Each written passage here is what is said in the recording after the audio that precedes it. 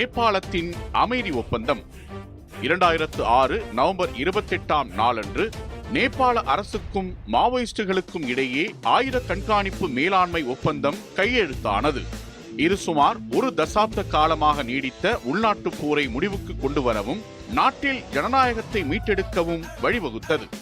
1996ஆம் ஆண்டு நேபாளத்தில் இருந்த முடியாட்சி அரசியலமைப்பு மற்றும் நாடாளுமன்ற ஜனநாயகத்தை ஒழித்து மக்கள் குடியரசை நிறுவ வேண்டும் என்ற கோரிக்கையுடன் நேபாள மாவோயிஸ்ட் கம்யூனிஸ்ட் கட்சி ஆயுத போராட்டத்தை தொடங்கியது.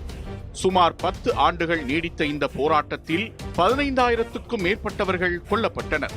நாடு முழுவதும் அரசியல், சமூக மற்றும் பொருளாதார அளவில் பெரும் பாதிப்புகள் ஏற்பட்டன.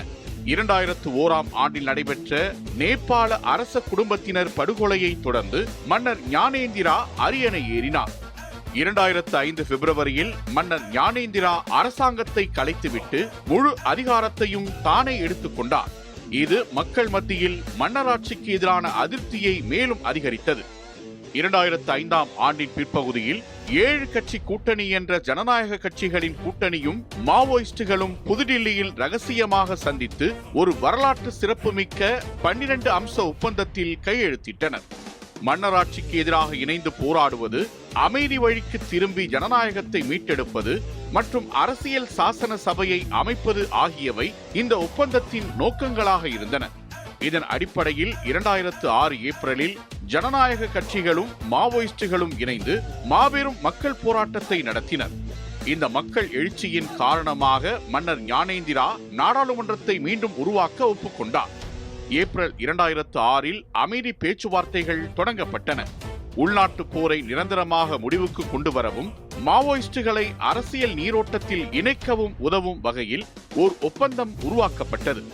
இதன்படி மாவோயிஸ்டுகளின் ஆயுதங்கள் மற்றும் ராணுவ நடவடிக்கைகளை ஐக்கிய நாடுகள் சபையின் சிறப்பு பிரிவு மூலம் கண்காணிக்க ஒப்புக்கொள்ளப்பட்டது.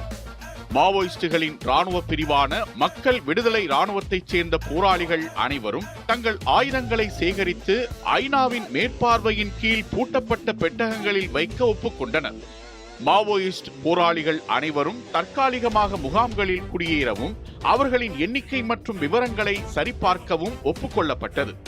நேபாள ராணுவத்தின் நடமாட்டமும் ஆயுதங்களும் கட்டுப்படுத்தப்படும் என்றும் அது அரசியல் நடவடிக்கைகளில் தலையிடாது எனவும் ஒப்புக்கொள்ளப்பட்டது. இந்த ஒப்பந்தம் உள்நாட்டு போரின் முடிவை அதிகாரப்பூர்வமாக அறிவித்தது. இதுவே நேபாளத்தில் அமைதி ஒப்பந்தத்தை நிறைவு செய்வதற்கு மிகவும் அவசியமான படியாக அமைந்தது.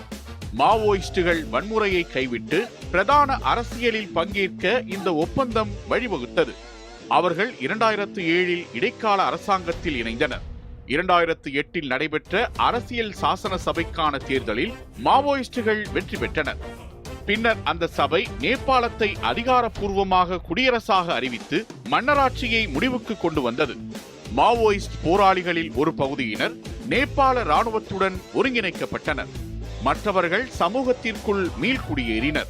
2006 நவம்பர் 28 அன்று கையெழுத்தான ஆயுத கண்காணிப்பு மேலாண்மை ஒப்பந்தம் நேபாளத்தின் அரசியல் அமைப்பை ஒரு முடியாட்சியிலிருந்து கூட்டாட்சி குடியரசாக மாற்றியமைத்த தொடக்க புள்ளியாக வரலாற்றில் பதிவானது.